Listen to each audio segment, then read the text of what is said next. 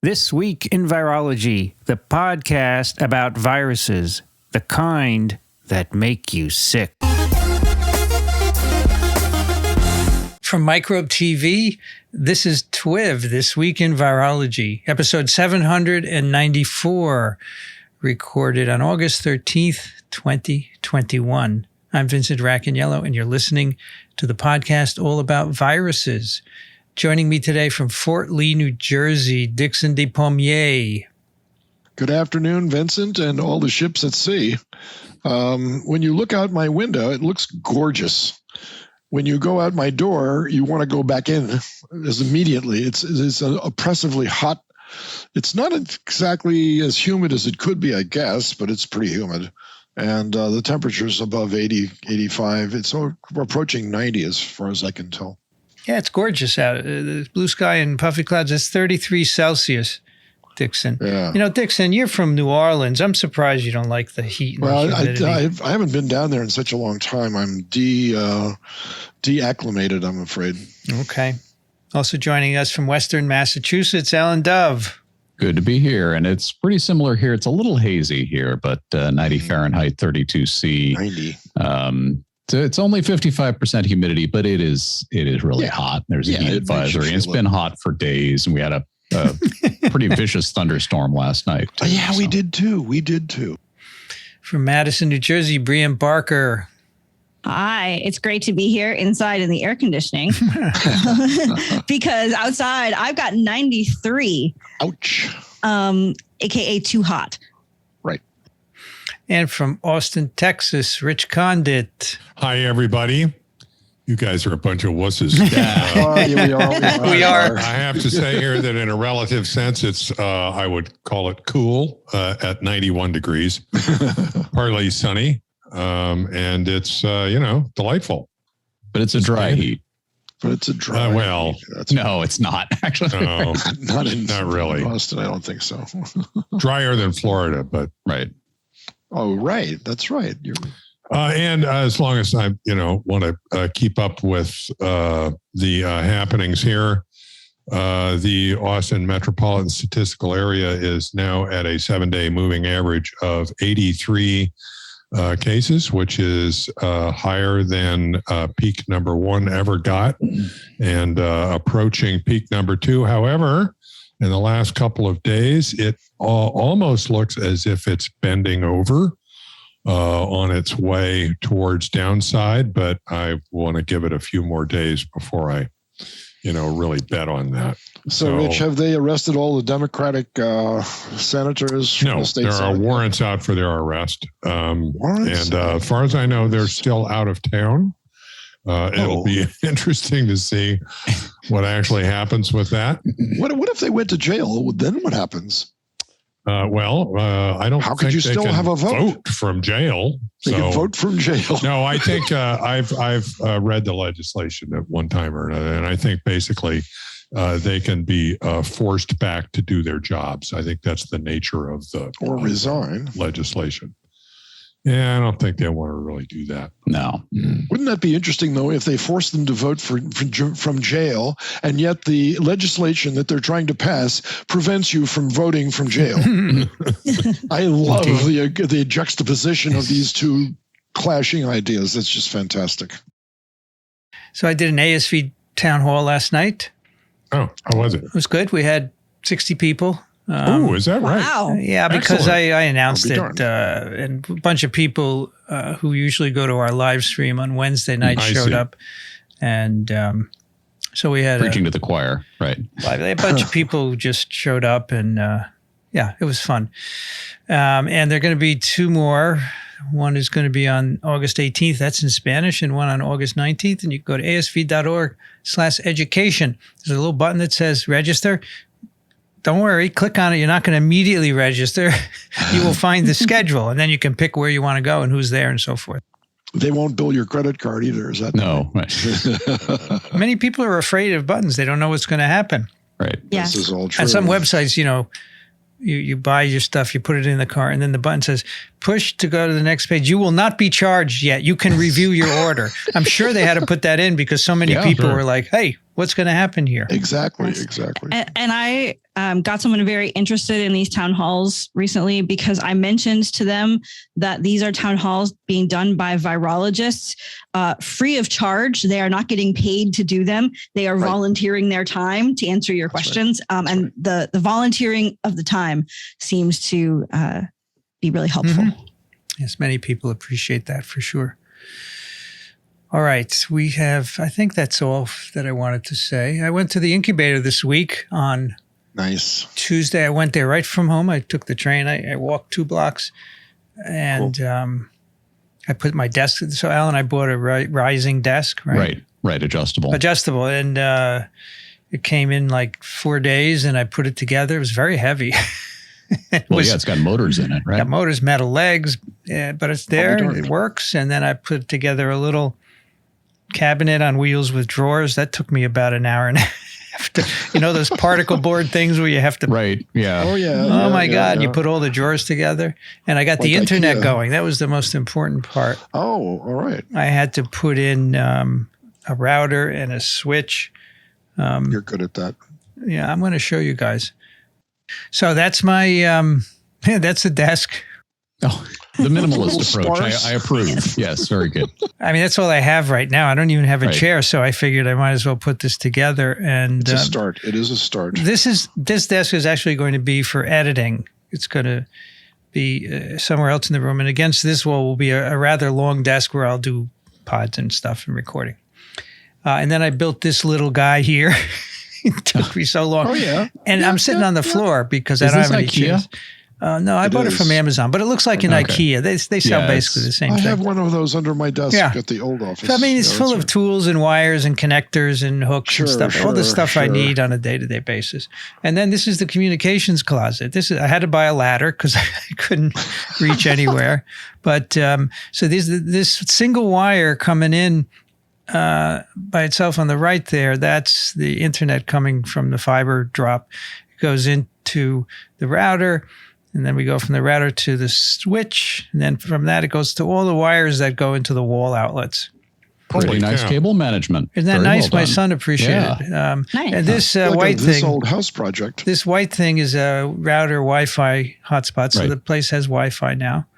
And so people can come and they can get it. But I have mostly, as you could see from the desk, I have ports all over the place for wired Ethernet, which is good. I love the color white you picked.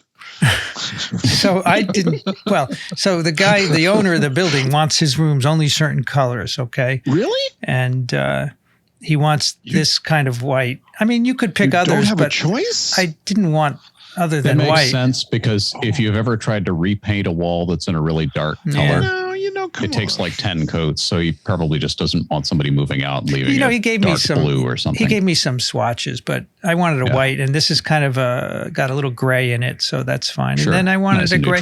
I wanted a neutral carpet. He actually recarpeted the whole place and stuff. And there's all new drywall actually he put in. Huh. So it's very nice. And now I'm working on sound treatments. I have some blankets for the doors and windows, and I'm going to be putting up sound panels over most of the wall, about 50% of the walls. So those are going to be coming in. And then, of course, I need to get cameras and lights and microphones and all that stuff. But action. And chairs. And chairs. Chairs, yes. I think you need some Dixon Despommier original artwork for the walls. There you go. Some photographs or something like that. And also, as I looked at that little thing, I guess folded up blanket over on the right of the picture. Yeah. It occurred to me that you could use some cushions scattered around so that people can sit on the floor. Sure. People can come and watch. I thought it needed some TWiV logos, actually. Yes. So actually, I'm talking to a person at the sound treatment place, and she said, we could make one with your logo, one of the sound panels. I said, oh, yeah, sure, I'll do that. I'll make one with the logo. What was I going to say? The chairs are coming, the desks, we have a conference table coming. Yeah. It's all slowly coming in. Oh, the most exciting, the vacuum is arriving today. Oh, good. You can clean. I had to buy his dust everywhere. And so I bought the cheapest Dyson I could find, right? And it's arriving. So this morning I told my wife, my vacuum is coming today. She said, I never saw you so excited about a vacuum. She said, why don't you vacuum the house then? No, it's not as interesting as vacuuming. The only person you offended, Vincent, was nature. Yes. Because go for it, Al, and go for it. Nature abhors a vacuum. There you go. So anyway, and I have a fridge coming in on Monday. All right. And then I'm going to go Monday and buy stuff for the kitchen. I need, like a drain board and some paper towels and cleaning stuff, So coffee maker. I need a thing to put water in because I was there for 4 hours. I'm like, I need to drink something. So coming along, should be fun making pods there. Excellent. Okay. Yeah. Yep. All right, so we have a nano snippet in a paper. I picked this nano snippet for Dixon in particular. It is from the recent Morbidity and Mortality Weekly Report. Today's issue, August 13th. August 13th, look at that. Yep. This is West Nile virus and other domestic nationally notifiable arboviral diseases, United States 2019. Love it. By Vahey, Mathis, Martin, Gould, Staples, and Lindsay. Of course, they're all from the CDC. Right. And this is the sort of thing they do. And I thought Dixon would have multiple opportunities to wax, not Wayne, but to wax poetic about you can this. wax my surfboard. Arthropod-borne viruses. That's where the word arbovirus is. That's right. It's not a formal taxonomic level as Jens Kuhn would say, but it's that's right.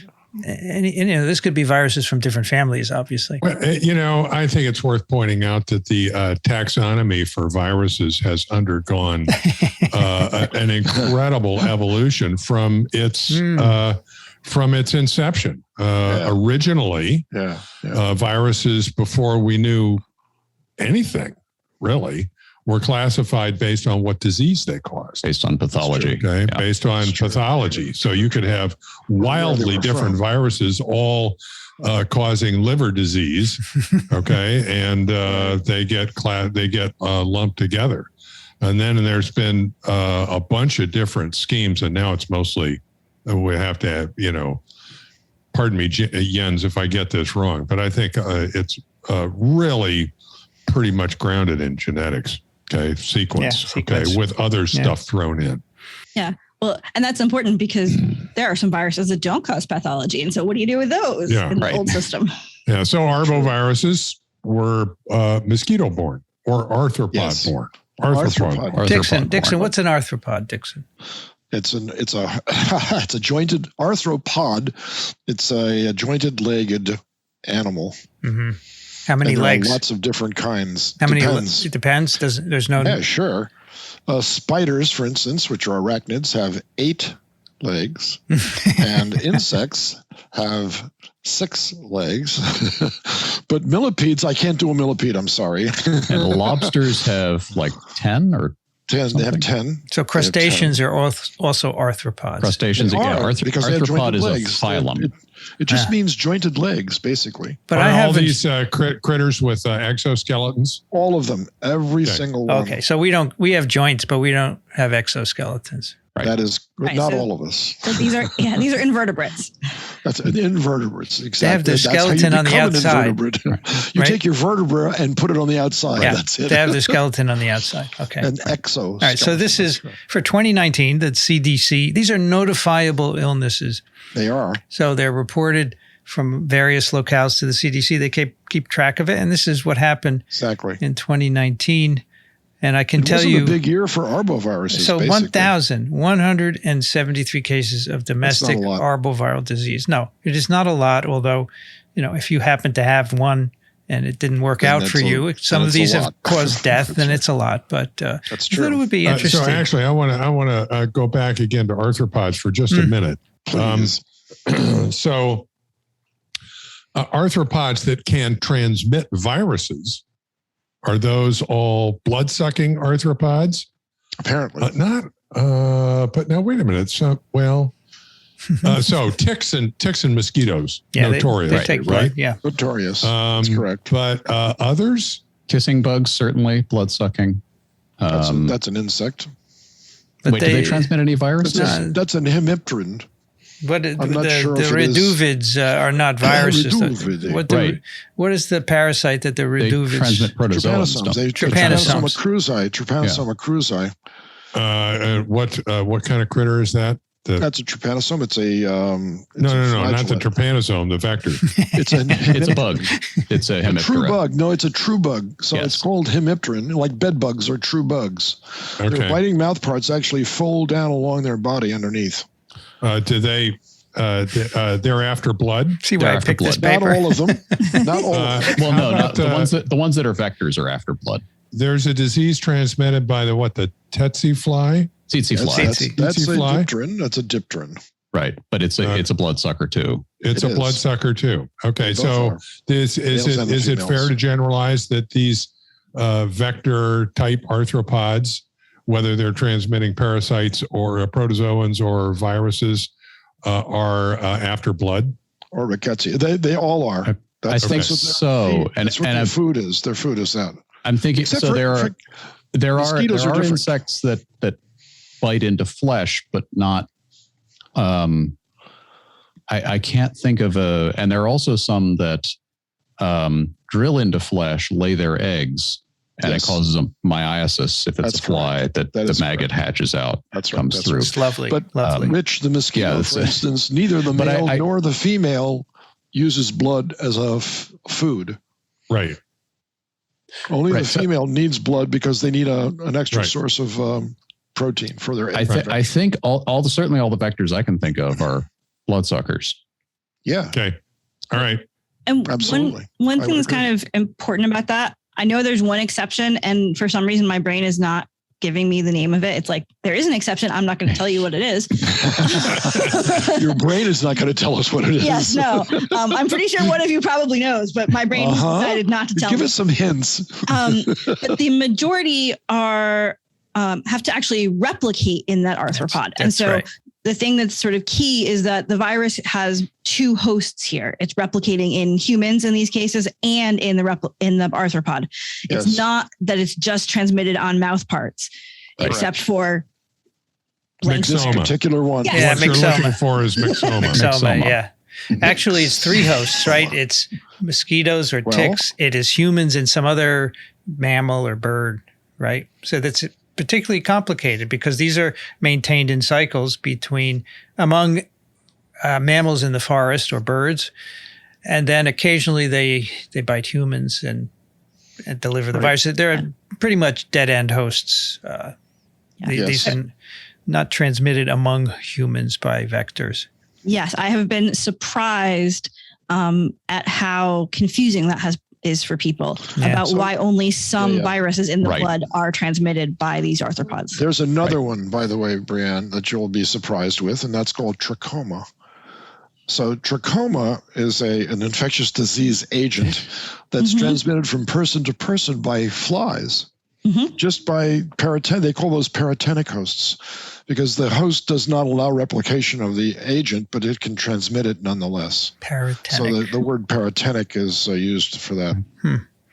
That's good. I like that. But this is interesting. Every West Nile infection of humans is essentially a spillover from a bird or that's something. That's not true for some of the other arboviruses.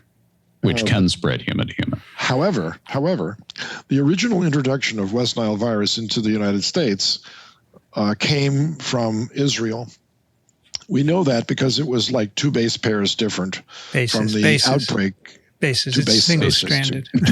Two bases different, second and third, from the virus that emerged in Israel as during the same year. So you're talking about spill back. In this case, we think, we're not sure because we have no direct evidence, that some children from Israel emigrated to the United States in order to see a special exhibit at the Bronx Zoo. There were 21 lowland gorillas on vacation from Africa in a special impoundment at the Bronx Zoo. and it had like 3 million visitors in that year. And you had to stand in line for hours, and I was one of those people. And you were constantly being bitten. It was a very, very hot and dry summer, and you were being bitten the whole time by mosquitoes, and primarily Culex mosquitoes that came from the polluted lake where the Egyptian goose exhibit was next to this. It was a bizarre set of circumstances, but we can imagine little children who don't really become affected much by West Nile virus, but they can harbor larger viremias than adults. Adults get very sick from this occasionally. And we can see them standing on line with their parents or their uncles and aunts that met them at the airport and took them to the zoo to see the Bronx exhibit for these lowland gorillas. You could actually get up face to face. I'm doing this with my hands. The Lexan plastic was this thick. The gorilla's looking at you and you're looking at them, and you're 3 inches apart and your noses are pressed up against each other, right? Imagine being able to do that. So it was a thrill. And in fact, we did that while we were there. Dixon, is it possible that the gorillas were infected when they brought them over? Could have become infected. No, but when they brought them from Africa. I see what your point is. Because this virus originated in the West Nile district of Uganda, right? No, that was the original outbreak. Yeah. But this was the Israeli outbreak. But I'm just saying that 1999. Maybe gorillas were infected. No. Once they have good immune systems, just like we do. So they probably wouldn't have spread it. Yeah. And they wouldn't have been carrying that strain of the virus. They would have been carrying the West Nile strain from Uganda. So we know that it came from Israel. We just don't know how. And the assumption is that some little kid standing on line at the Bronx Zoo that's a faulty assumption. You know why, Dixon? Because people don't have a sufficient viremia for mosquitoes. I just covered that. You think because the kids have higher viremia? That's correct. Right. Has that been shown?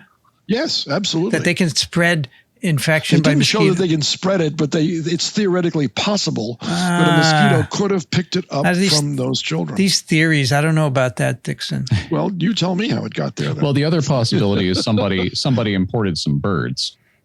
Yeah, we don't know. It was illegal importation, right? Yeah. Well, if that happened, then you'll never know because there were. Right.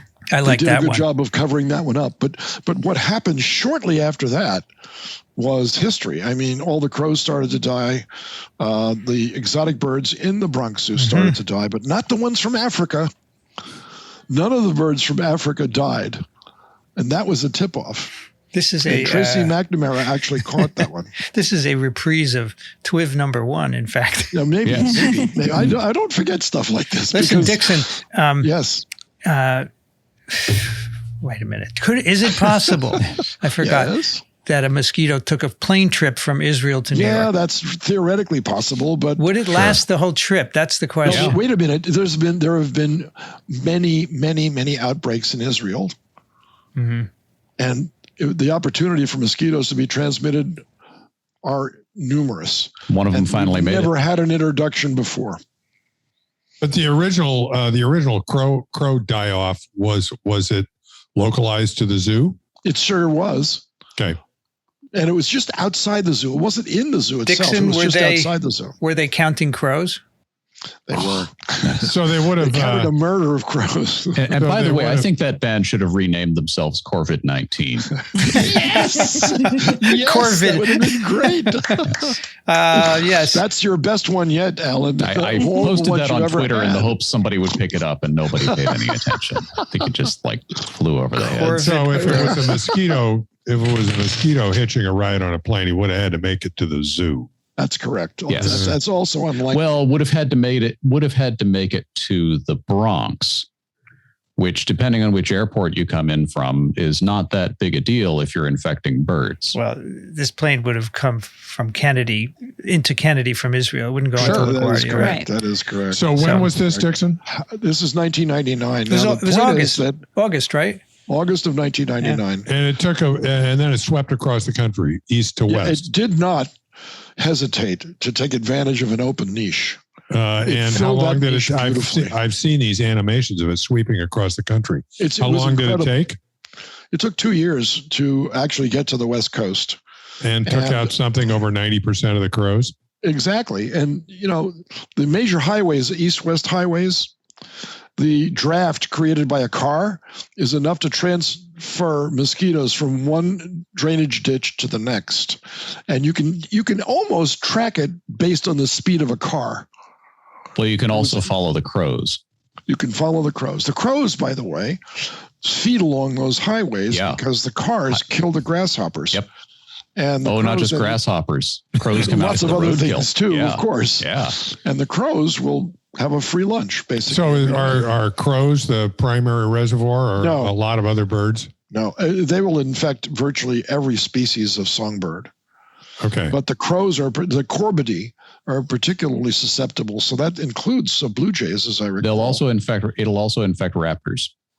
Yes, of course. And in fact, in different birds, we learned this at the Tufts Wildlife Center when we went there, Vincent and I. In different birds, it manifests itself a little differently. Right. So crows just die. They do. Raptors go blind, and then they starve to death. Did not know that. So this is a continuous cycle. Birds, mosquitoes, birds, mosquitoes. Yeah. Whereas if it gets into humans, you don't cook up usually enough viremia, and that's a right. dead end. That's right. And when you get sick, you go to a hospital, and then they take care of you. Well, the other thing is in the U.S., arboviral diseases globally are a massive, massive issue. Less so in the U.S. because, here we're all sitting in the air conditioning, right? Or if you go outside, it's to get into your air-conditioned car. And so all summer we're in houses that either have screens or air conditioning, and we're just isolating ourselves, and we're not getting that many bites. It's true. So you do see a certain number of infections by mosquitoes, but it's drastically lower than it is in countries where you don't have mosquito-proof housing. Right. Well, one other example, go ahead. Detail numbers-wise is, of course, that we don't always see pathology, particularly with West Nile. And so the numbers we're seeing here are the numbers of, diagnosed cases with disease, symptomatic cases, which is a very small fraction. Nobody gets routinely tested for West Nile virus. No. So these are ratio. Go ahead, Dick. The ratio between numbers of clinical cases versus numbers of infections, they've determined that one pretty 20. solidly. I think 20%. 200 infections to one case. Now, the other thing that's incredibly different now is that of the cases that were reported in the United States, 65% were the neuro variety. Vincent, that should interest you. Yeah, neuroinvasive cases. Yeah, we're going to talk about that. That was kind of a segue into this paper. So much for your nano snippet, Vincent. Yes. I figured we'd get some. Nice try. You give one to me and it becomes a maxi circle. So, Dixon. These are not Dixon. These diseases are notifiable through local and state departments. There's a surveillance system called ArboNet. Yes, and you see symptoms. You have certain symptoms you would see in a patient, and of course, eventually you do a clinical test, a lab test to diagnose it. And the symptoms also include what they call neuroinvasive disease, meningitis, encephalitis, acute flaccid paralysis, or some other neurologic presentation, or death. You can die. You can die. The original outbreak, there were 5 deaths at a hospital in the Bronx. So, the first one was ruled as a flyer, like, we don't know what this is. The second one, they saw it had encephalitis, and of course they said, this must be equine encephalitis, because that's the only virus we know of that does this in people on the East Coast. And then the third one, and then the fourth one, they sent the brain tissue to the New York State pathologist, and they said, well, there is some cross-reactivity with regards to the ELISA stain on the tissue sections, but it's weak. And it is related to the other flaviviruses. And well, it is a flavivirus. It is a flavivirus. Yes. What is a flavivirus? No, it's a yellow virus. It is a flavivirus. It's a Flaviviridae, the family. Okay, let's break this down quickly. So 1,173 cases. This is 2019. 971 West Nile, that's 83%. Lacrosse virus, 55, 5%. This is my favorite, Jamestown Canyon virus. They got away with naming it. 4% of the cases, 45. Powassan virus, 43 cases. Is it Powassan or Powassan? Yeah. I think it's Powassan. I think it's Powassan. Powassan. What did I say? Powassan. Powassan. Eastern equine. That seems like a native name, right? It does. Powassan is a location, I think. Interesting. All right. Eastern equine encephalitis, 38 cases. St. Louis encephalitis, 17 cases. And unspecified California serogroup 4. And all states except Delaware, Hawaii, and Vermont. It's interesting that Delaware and Vermont didn't have any, right? Because they certainly have mosquitoes. I guess so does Hawaii, right? Yes. And Powassan is named after the town in Ontario where someone had it. Yes. So Hawaii not only has mosquitoes, they have two things. They have bird malaria, and they have the Culex mosquito that carries bird malaria. The mosquito was introduced first, of course, and infected the birds of Hawaii, and it extincted not just 5 species, it extincted 5 genera of Hawaiian birds. Genius. 5 genera. Yeah. So of 971 West Nile cases, 633 of them, 65%, were neuroinvasive. That's And very high ratio. most of them had illness July, September, which I suppose is the mosquito season, Dixon, roughly? Well, No? Well, in terms of the percent, depends on the mosquito. right. And in terms of the percentage of neuroinvasiveness, remember that these are among the symptomatic cases that actually got tested. Sure. So those are the people who are going to be sickest, and those were the ones who went on to the neuroinvasive. No, I hear disease. you. But in other outbreaks where they've had thousands of cases, people got sick. Those were the cases because they got sick, and the ratio of that was like 20% or 15%. This is very high. So of these neuroinvasive illness, 662 of them were hospitalized and 60 died. 60 people died of West Nile neuroinvasive disease. It's a good reason to take precautions against mosquitoes. When do the culicines bite, Dixon? At night? They bite in the late afternoon into the evening. What do you call it? What's the name for that? Crepuscular? Or what is the word for that? Alan, come on. Crepuscular is actually crepuscular. dusk. I think that's right. That's right. Crepuscular. Yeah. Okay. That's just when you're sitting out on your porch drinking your gin and tonic. Exactly right. Indeed. Not enough tonic in there to ward off the malaria, unfortunately. Right. Now, as nothing we will ward off the virus. As we already knew, the incidence of neuroinvasive disease is really low in kids. It's 0.01 per 100,000 in kids less than 10 years of age, and it's 0.55 per 100,000 in adults over 70 years of age. So that's quite clear. We've known that. Yes. And the fraction of neuroinvasive diseases varies from year to year, as does the total number of cases. So, Dixon, this is a pretty low West Nile year, right? It is. Why would that be? What would control it? Some years you have 4,000 or 5,000 cases. Why is this? Yeah, a lot of it is weather related, and it relates to hot, dry weather, basically, not hot, wet weather, but hot, dry weather. Because when hot, dry weather occurs, you get droughts. And think of anything that can fly to a place where there is water, and that's somewhere else, of course, and that would be birds. When the birds fly away to go to a place that has the water, they strand their vectors, which can only fly, yards or at most maybe a mile. I would give some of them a mile of flight. That's not enough to escape a drought. So they turn to other food sources at that point. Instead of being bird-biting mosquitoes, they turn to people. And that's when the disease shifts from a bird-mosquito cycle to a mosquito-person cycle. Mm-hmm. We didn't have that kind of weather this year. So where did those people die? Which states did they die in? This is 2019. 2019, right? Yeah, but where did they die? In the hospital. No. The Which cases. States? Which states? Yes. The cases were concentrated. The highest incidence was in New Mexico, Arizona, and Nevada, mostly western states. Yes.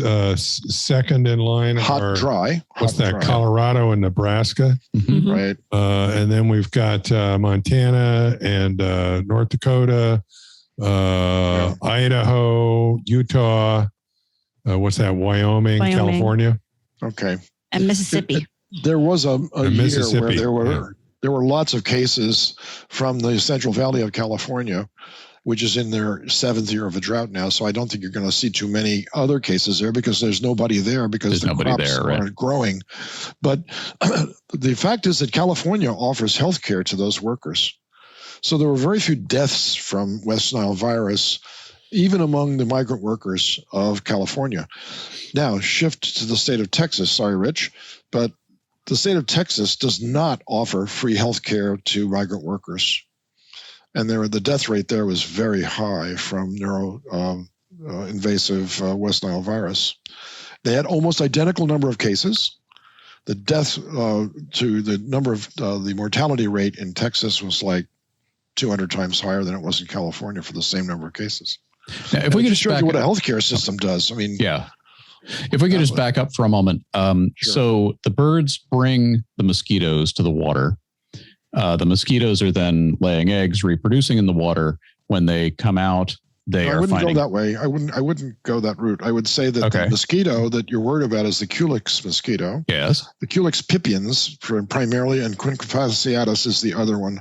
And those two mosquitoes love polluted water. Yes. Okay. So long-term standing water is where you'll find them. And I'm not sure the birds brought the mosquitoes there, but when the birds came to drink at that water source, the mosquitoes nailed the birds. Right. So I'm trying to get a better fix on the drought connection because you mentioned you said at one point in that discussion that it then goes into a cycle of going person to person, which I don't think is the case for West Nile.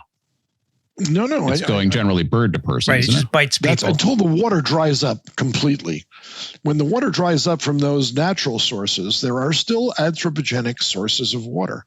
You're going to still try to water your grass and that's where the polluted water starts to accumulate. Right. So the birds, it's still going bird to person though in each case. Yeah. Sure. No, well, yes, it has it's to. It's not going person to person. It's going bird to mosquito to person. It goes bird to mosquito to person. Bird to mosquito person. Yes, that's right. But I think Dixon's hypothesis is that when there's not a lot of water, the mosquitoes find other hosts, which in some cases can be humans, right? Right. Correct. And the birds are probably more likely to go toward human habitation where the polluted water is standing in those situations when their natural sources have dried up. Or wild birds don't.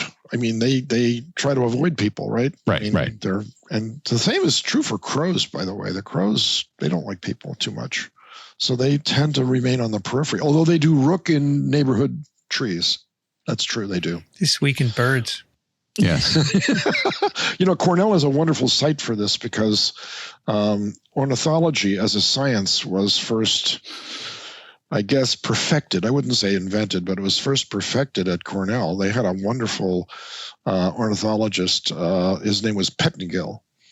And he was an icon for all of modern ornithological ecology. And I actually had the chance of meeting him once. He was at a biological camp that I was forced to stay at for an entire summer as a graduating senior from our MS program at Columbia.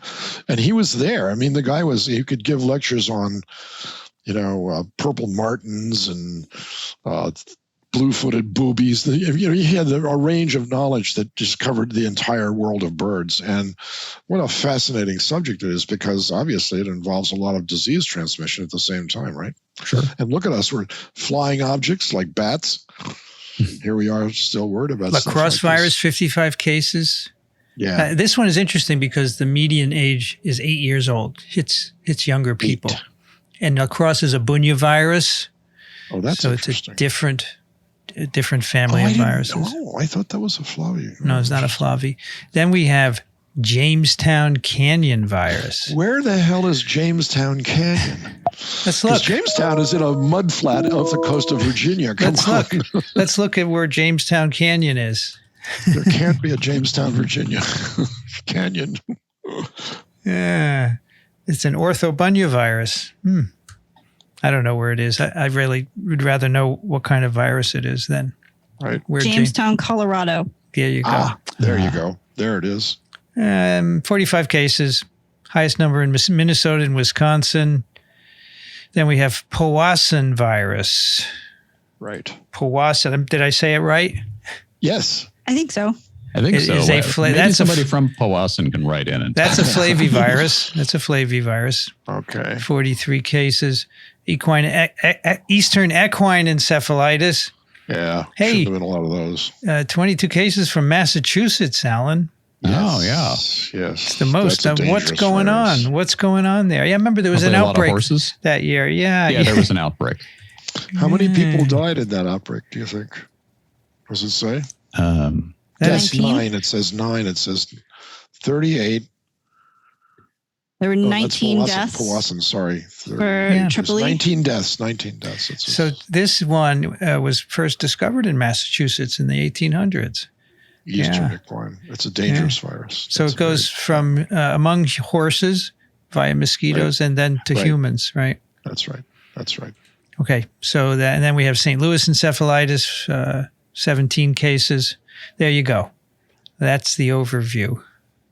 Right. But the deadliest is Eastern equine encephalitis. It is. One half of the patients dying. That's right. It's like Japanese bee encephalitis. It's a horrible virus. It's just the Western. I'm not sure the Western has as high a death rate. It's interesting that you should say that Japanese bee, by the way, encephalitis, because do you guys know the author John Irving? Yes. Sure. So his first book, The World According to Garp, Yeah. Yep. has a page of describing. So the guy was a ball turret Tail gunner. right? Yeah. And he got flack and was never right for the.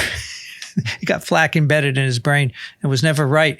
But this is the father of Garp anyway. And he was in Southeast Asia and got Japanese bee encephalitis, and he describes it. And I used to read it to the medical students because it was just a beautiful clinical description of John Irving got it, not Garp.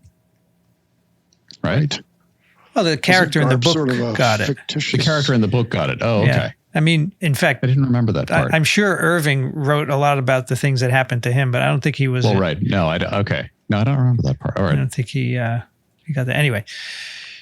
And so these are important to guard against, folks. Be careful for the mosquitoes. Wear, proper clothing. Use, as they say here, an Environmental Protection Agency registered insect repellent. And I was cutting the grass the other day, and I looked, when I was done, I looked for ticks. Yeah. Yes. You know, you got to do that. And here's the final thing I want to say. Weather, zoonotic host, vector abundance, and human behavior all influence when and where arboviral outbreaks occur. Bingo. Wait, human behavior? Really? I thought it was. If it wasn't for horse racing, there wouldn't be equine encephalitis. And if there wasn't for air conditioning, there'd probably be more. A lot more. Dixon, I'm sure wild horses would get encephalitis. Yeah, well, we don't have too many herds of wild horses on the East Coast. We do have some. But we used to, right? There used to be in. Wait, where did Chincoteague Island? Chincoteague Island has a lot of. Chincoteague, yeah. That's right. Cumberland Island. Where did horses come from? Did they originate in? No, they originated from Saudi Arabia, I think. They're Eurasian. Okay, so then they were brought here by colonists. Colonists, yeah. Okay, Spanish. got it. No, So- just the Spanish. So any horses that are feral are just escaped They're horses. escaped, yeah. That is right. Okay. There was, This is- I think there's fossil evidence of horses, an equine species, being in Started the here. Americas, but That's then right. they That's vanished. exactly correct. So the other thing is that an interesting side note, of course, because horses are an introduced species, when the Native Americans discovered how to capture them and ride them, it was not a crime against one tribe or another if you could steal the horses, because they were not a native animal to this area, so therefore they were everybody's gift. So They didn't have any customs associated they didn't with have them, any right? customs rules on this one. That's right. So there's a lot of Indian lore about Indian or Native Americans or First Peoples, however you'd like to refer to them, sneaking into somebody else's camp to steal all the horses. The next day they woke up, where are, that sort of thing. So I heard. Go ahead. No. I was going to say, I wanted to add, there's no vaccines for any of these viruses. There's no therapeutics. It's all supportive therapy. And yeah, well, there is for the horses, though. The horses have a West Nile vaccine. That's true. They do. And that's... it's a DNA vaccine. But there is one in development for people, and it would probably make sense in places with a lot of cases, right? Well, in Israel, they could immunize their pre-aged soldier population, probably, because that takes an enormous toll every year on the Israeli army. I think we should immunize all the birds, Dixon. Yes. Well, how would you go about doing that? I'm just kidding. You can't do it. You just round them up. And someone asked me the other day, could we just immunize all the bats in the world? And I said, no, I think that's too many caves. I don't think that's going to work very well. Caves, that's right. Too many caves. And you want to go in and he said, no, just aerosolize it. Just spray it in. It's okay. Well, the bats have kind of a thing about personal freedom. So I don't think you could mandate it. That's right. You're absolutely touche. That's great. Okay. I had suspicion that this nano snippet would actually be something become more. Quite a paper. Yeah. Well, Thank you for putting that up. I thought you would like it, but I enjoyed it too. I loved it. I think the best discussions are when we range free and wide. Yeah, that's true. I do. And we each contribute. Now we have a paper about SARS-CoV-2 from Christian Drosten's lab. And this is called Estimating Infectiousness Throughout SARS-CoV-2 Infection Course. We have two co-first authors, Terry Jones and Guido Biele. And the last author is Christian Drosten. This comes from, Drosten is at the Charité University of Berlin. Also, German Center for Infection Research, University of Cambridge, Norwegian Institute of Public Health, Bernhard Nocht Institute for Tropical Medicine, which Dixon must know, right? The Bernhard Nocht, yes. It's a very famous place. The University Medical Center, Schleswig-Holstein. All right, so this follows up on our discussion with Jeff Shaman earlier this week. About transmission. And they have a lovely discussion in the beginning here. And they say it's really hard to study transmission of respiratory diseases, especially when there are a lot of pre-symptomatic, asymptomatic, and mildly symptomatic people, right? Because you just don't know that they're infected and you don't know what contribution they're making. And so if you just look at sick people, you're going to get a biased view. And so that's what they try and do in this paper. Look at all of them. They call these PAMS, PAMS. Pre-symptomatic, asymptomatic, and mildly symptomatic. Yeah. And I appreciated that because we've been struggling with these terms, asymptomatic cases. Well, they're not asymptomatic. They might develop symptoms. So they're PAMS. They're PAMS. That's good. They're PAMS. Covers the whole thing. And so, we talked with Jeff Shaman about the reproductive index, R, right? That was a great discussion. And they say here, R is a population summary of all these transmissions, right? From PAMS and from severely ill people and so forth. And they call it a downstream measurement, which is a good way to look at it. He said, but they do say there are upstream things we'd like to know about, like are people of different ages differentially infectious? When is the peak infectious point in the infection? How fast does it go up and down? Does the virus make a difference, right? Which we talked a bit with Jeff. So they say, we think you can get information about all of this by studying two things, by studying viral RNA load as measured by PCR in the patient, of course, nasopharyngeal swab, and by measuring isolation of virus in cell culture. What? Those aren't the same thing? Yes. Brian knows well.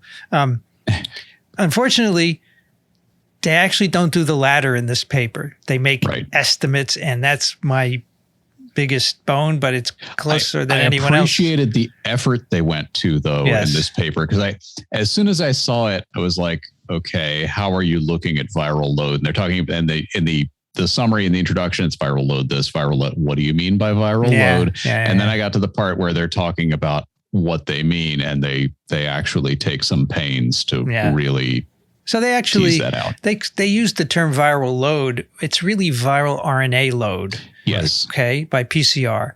And you have to remember, this is a study of many thousands of people who did nasopharyngeal swabs, which are long gone, and they cannot get virus infectivity out of that. So this is a very hard study to do unless you plan it. At right? the scale that they're doing this, so this paper, this is a big paper, and I had not seen science do this before. There's an entire one-page research article summary. The abstract for this paper, well, I guess there's also an abstract, but there's a whole page that I started reading it. I was like, wow, they're moving right along in this paper. And then I got to the end of it, page 1 of 1. Yeah. And on the next page, they start the actual paper, which goes on for 13 pages because it's a tremendous amount of work and the scale that they're doing this at. So they're looking at basically Germany, and they've got 25,381 cases that they looked at. And then they've got subsets, and testing, and they've got an incredible number of tests to look at. Not only do they not have access to these patients to retest for infectious virus, which is a bigger deal, but just doing infectious virus assays on that many patients. Yes, I mean, that would be a lot of staff and time and money and space. So you can't do it at the scale that would give you meaningful numbers. And if you wanted to plan an experiment, it would be very large if you wanted to. And it would be hard to capture these PAMS, all of them. Plus, it's easy to capture the hospitalized patient, but the PAMS would be harder to capture. So they did a convenience study. In fact, they start with almost 1 million PCR results from 400,000 people aged 0 to 100 years. And this is from February to April. Cast a broad net. February 2020 to April 2021. And these, just so you know, these samples were collected at test centers and medical practices in and around Berlin. And then they did PCR on those. And then they narrowed it down. 25,300 had at least one positive RT-PCR test. And of the positive subjects, 4,300 had tests on at least 3 days. So that gave them the opportunity to do a time series analysis, right? Even though they hadn't planned it, just fortuitously enough people got multiple tests days apart, so they could get some idea of kinetics, right? So I have a question that just occurred to me. I didn't look into this as I was reading it. These million tests that come from basically walk-in clinics, and this is exclusive. If you wound up going to the hospital, you're not included in these data, right? But some hospitalized group, they have a hospitalized group here, yeah. Yes, right. I know. But this 25,000. The PAMS are not. PAMS walked in the door. No, that's right. Yeah. The PAMS are. Did this come from some sort of unified data center or did they have to go and harvest the data from a whole bunch of different sites? I think Germany is pretty far along on EMRs, electronic medical records, and they probably just got access to a database for Berlin is my assumption. I did not drill all the way down into the methods to find that, though. This has been on my mind for the past couple of episodes as we've looked at a few different epidemiological type or massive data collection studies, is that one of the real advantages of universal healthcare or, socialized medicine, if you like, is that it, fosters the unification of electronic medical records and makes this sort of tracing and study a lot easier.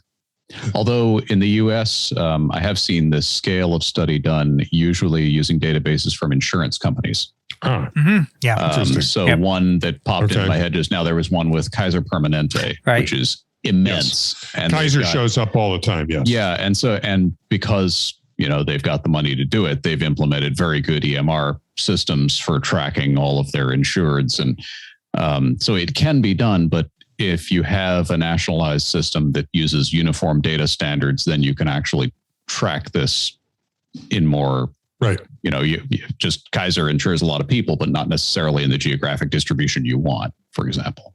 So I'm thinking that what happened is that, so they have this, the University Charité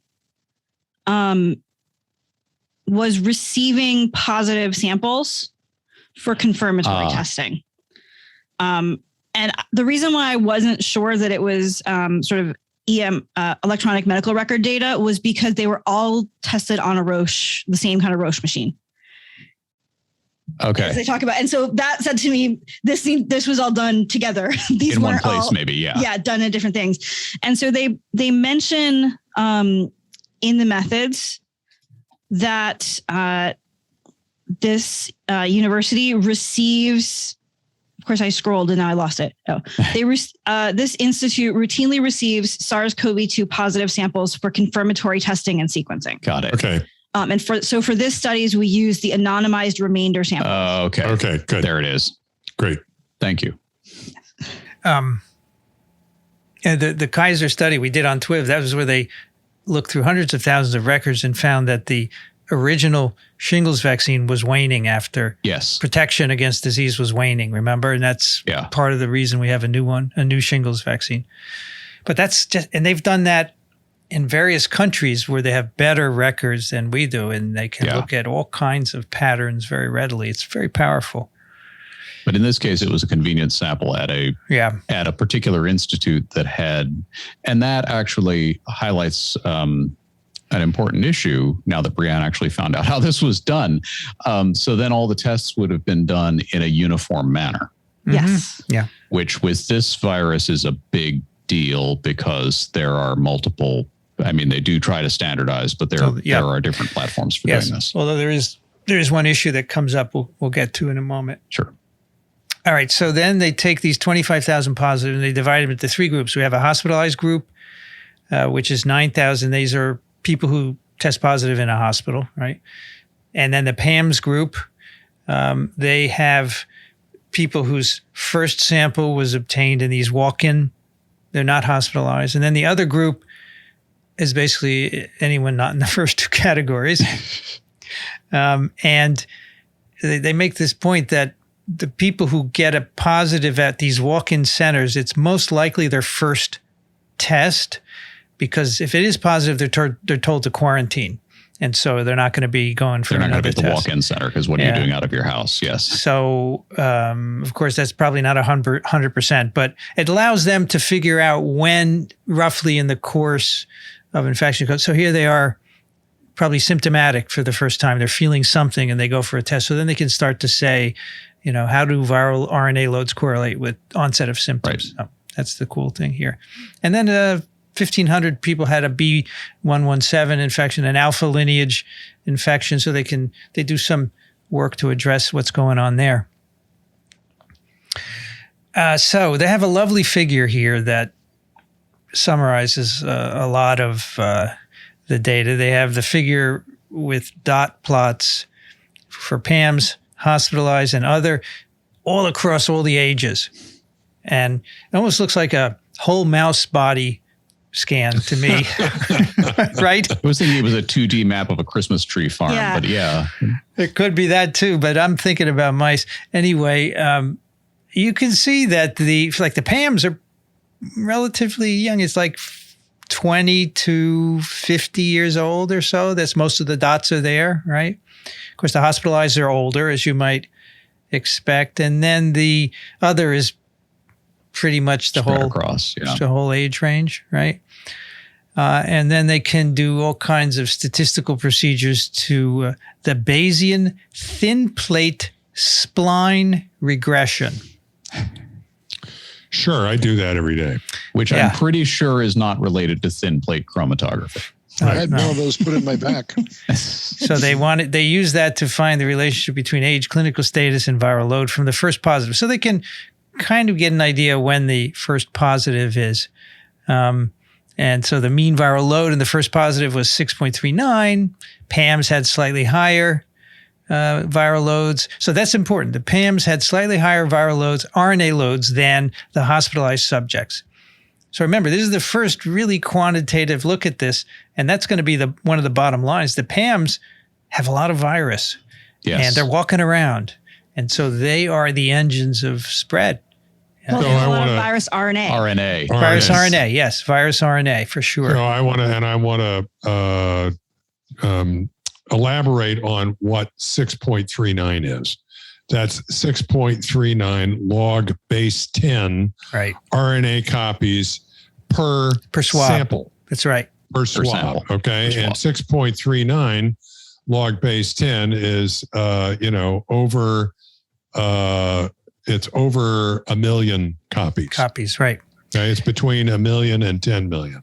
And the important part, one of the important parts about having this huge sample size is, as we've talked about before, the swabs vary, right? Yeah. Not everybody gets it stuck up their nose quite as far. and kids are so smaller there's- than adults also, right? Yeah, there's going to be variability from swab to swab, but if you're sampling thousands of people, that's going to work out over time, and so you can make these general conclusions like there are a lot of asymptomatic, minimally symptomatic people walking around with lots of viral RNA in their noses.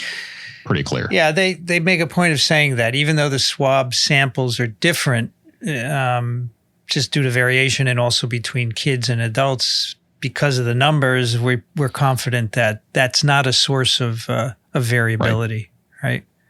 Which is really kind of the essence of statistics, right? Yeah. Yes, exactly. That's what statistics does, to take some samples and extrapolate from that, right? So if you agree that these are first positives in the PAMS subjects, then their loads are only slightly less than hospitalized patients. Children have mean of viral RNA loads only slightly lower than adults. Okay, so kids have a lot of viral RNA as well. And then... okay, I've lost my place. Here we go. Then they try and say, can we correlate this viral RNA load that we're measuring by PCR with infectivity? And so we estimated the association between viral RNA load and successful cell culture isolation probability. And then what they do for that is they have previously published a paper, which I think we did on TWiV last year. This was called Virological Assessment of Hospitalized Patients with COVID 2019. And this was the first virological study where they have, I think, 9 patients, and they demonstrate for the first time that they have infectious virus in the upper tract by putting the swabs on cell culture, right?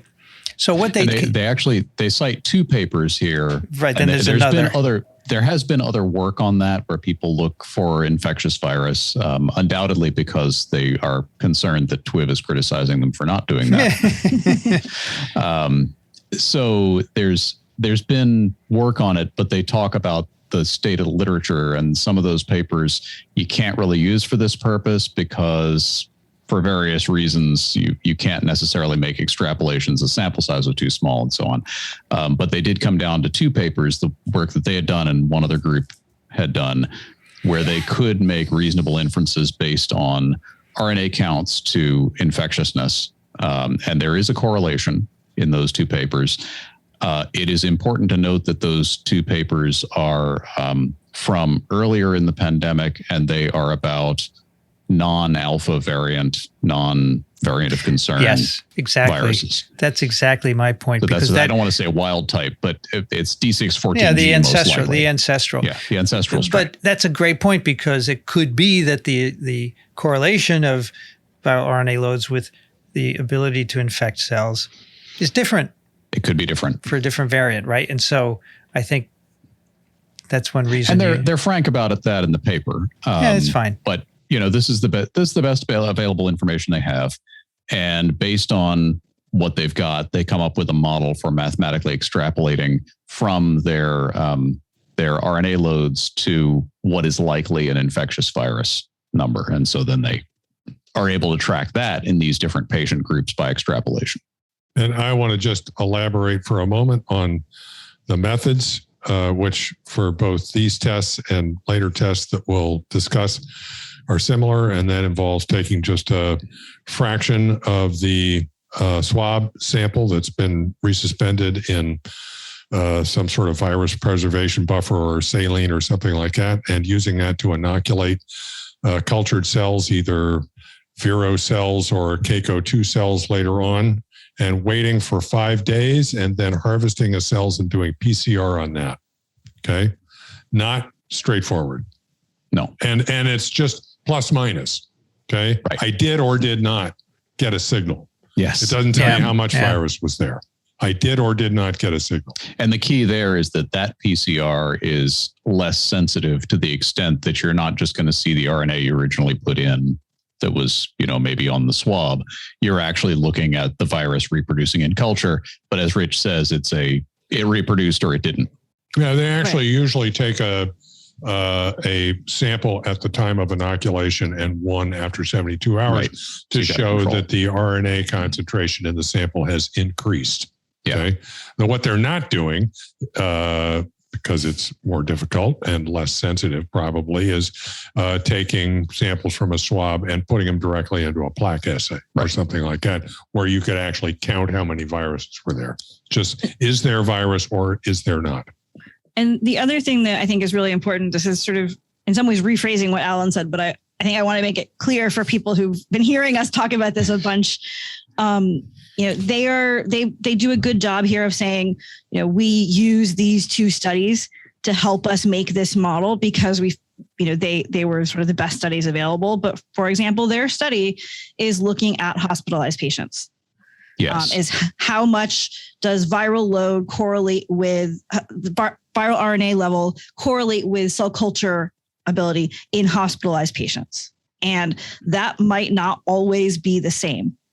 That correlation may not, the ability to correlate, as you said, may not be the same in different variants, but also perhaps in different types of patients. Absolutely. Where there may be strong or weak immune responses that might differ, like with, say, vaccines. So, yes. So that's another caveat here is they use these papers and they're clear about that and they state why they use those papers. And I don't know how a year ago we would have had those papers from asymptomatic cases, because how would you do that? Right. But that is a thing to remember. The other thing that's missing in this and in, I think, almost, if not all, other virus culture studies that I've seen is a control where you take a negative swab sample or a series of such samples and spike it with a known amount of virus from very little to a lot and do the same test. And out of that, you get some sense of what the limits of detection are for your assay. Yeah. We have no calibration curve. Right. Yeah. Yeah. Now, they refer to their own, as we said, there are two papers. They use the data from those to do this calibration.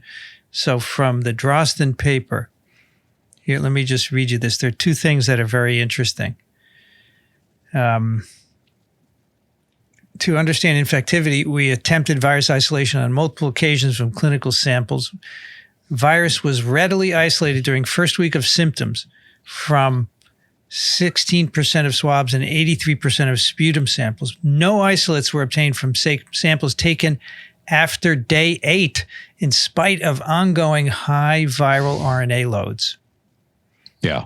So this crashes, infectious virus crashes very quickly in the upper tract after, and as you'll see, the onset of symptoms is roughly at a few days probably after the peak of viral RNA loads. And so it crashes very quickly after that. And they built that into in this new paper, they built that into their infectiousness calculation model. Yeah. So they're looking at, this is a complicated paper, sorry, but because they're looking at the time course of infection, they have to take into account the fact that their RNA counts are less and less correlative with the infectious virus counts the further out you go. Yeah. Likely. But again, as Brianne pointed out, the hospitalized patient's not the same population. And as I pointed out, the variant's not the same. But within the constraints of this, I think they're doing a really good job of accounting for all the variability in it and saying, okay, here's the range, and looking early. And really, I think the most important take home from this paper comes out rock solid, because they're looking specifically at early infection when the correlation is strong, at least with the original version of the virus, between RNA and infectious. And this makes perfect conceptual sense to me, because what I envision is that you get infected, and on the front side of that infection, you get an increase in viral RNA load and an increase in infectious virus, and they may pretty much correlate for a period of time.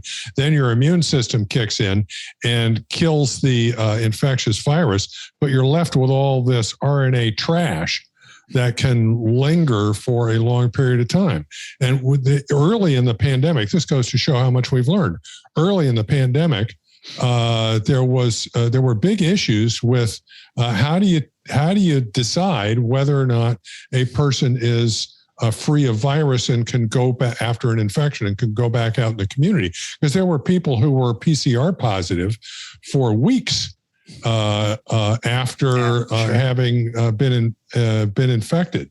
But this says that it's perfectly possible that you could, or it makes sense, you could be PCR positive and not have any infectious virus around. So ultimately, as that science evolved, we got to the point where we no longer rely on PCR negativity to say whether or not you can be released into the wild again. We say, what is it, 10 days after you first test positive or first show symptoms, right? And you can be confident that after that period of time, you're okay. You could use CT values, which Tony Fauci told us in our interview, that he said anything over 35 is unlikely to be infectious. So the other thing in this paper, this is the older paper now, the success of virus isolation in cell culture also depended on viral RNA load. Samples with less than 1 million RNA copies per mil or per sample never yielded an isolate in cell culture. Okay? Remember that number, 1 million. You need at least 1 million to get infectious virus. 1 million. 1 million. Copies, yes. And the other thing I wanted to point out, which I didn't know, although we did this paper, I probably forgot it. You can't find SARS-CoV-1 in the upper tract very easily. You got to go down into the lung. And they say even though there's plenty of ACE2 in the upper tract, it's really hard to detect. And furthermore, you can't find PCR positivity. What is it? There's a 10-day lag between symptom onset and PCR positivity, or vice versa. I don't remember what it was. There's a big gap between when you first feel sick with SARS-1 and then when you got peak shedding. It's like 7 days or so. Whereas here it's very coincident, and that's before you're feeling badly in many cases. It's almost the reverse here. The people at the walk-in clinic who are walking around feeling fine or just barely got a cold, they've got these massive RNA loads that probably correlate to high infectious virus loads. Okay, I found the part of the paper, so I don't have to be wrong. For SARS-1, it took 7 to 10 days after the onset of symptoms until peak RNA concentrations were reached. And that's about 500,000 RNA copies per swab. And then in SARS-CoV-2, peak concentrations were reached before day 5 and were 1,000 times higher. And they say also a successful isolation of infectious virus from throat swabs is rarely successful for SARS-CoV-1 because it's reproducing down in the lung. So that's very cool. That explains why SARS-1 was so stopped at 8,000 global cases, right? Yeah. All right. So now we have this cell culture estimate. We can start saying, when do you see the first positive cell culture probability? That's how the average estimated cell culture probability at the first time of first PCR is 0.35 for PAMS cases, 0.44 for, which was higher than hospitalized cases. So in other words, PAMS cases are more likely to have infectious virus at the first PCR test than are the hospitalized cases, which is not good because they're walking around, right? Yeah. The other thing that's very interesting is that there's most of the people in this study had a very low culture probability. That is, of their sample giving rise, the amount of viral RNA you would predict is not enough to correlate with successful infection of cells in culture. But there was a small fraction that had a high probability of giving infectious virus, about 8%. And this is interesting. And they say PAMS subjects are overrepresented in this highly infectious group. And now, TWiV listeners who are alert will remember, we did 2 papers. One which said 80% of infections are transmitted by 20% of people. That's the over-dispersion parameter. And remember the saliva study done at the University of Colorado Boulder? A small fraction of people, like 10%, have 90% of all the viral RNA in the community. So it's concentrated in a few people. They're the transmitters. Right. And all of the numbers that we've been throwing around here go together. Yes. So Rich pointed out earlier when we were talking about this paper, the amount of virus in terms of the first positive viral load. They had the mean of 6.35, and that was 10 to the 6.35. Vincent just told us from the other paper that they couldn't find virus if that was culturable if it was less than 10 to the 6th. So the mean is 10.6 or 10 to the 6.35. You can't culture if you're less than 10 to the 6th. Right on the bubble there. Over that amount. Yeah. And so it's going to be a small fraction of people who are over that 10 to the 6th bar that will have the theoretically culturable virus. Right. Right. So I got another little issue here. Dixon, you okay?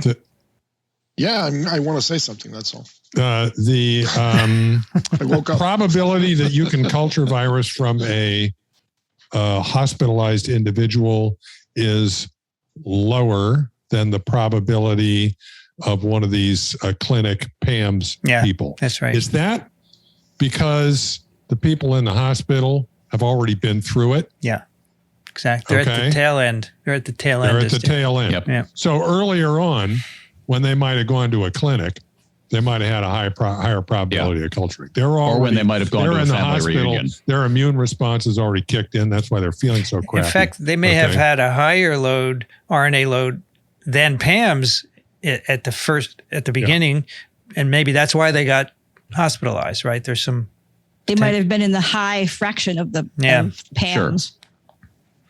Dixon, what did you want to say? So, this triggered a response of some very old data back in the 1960s through the 80s, where they were looking for transmission of parasites in large populations.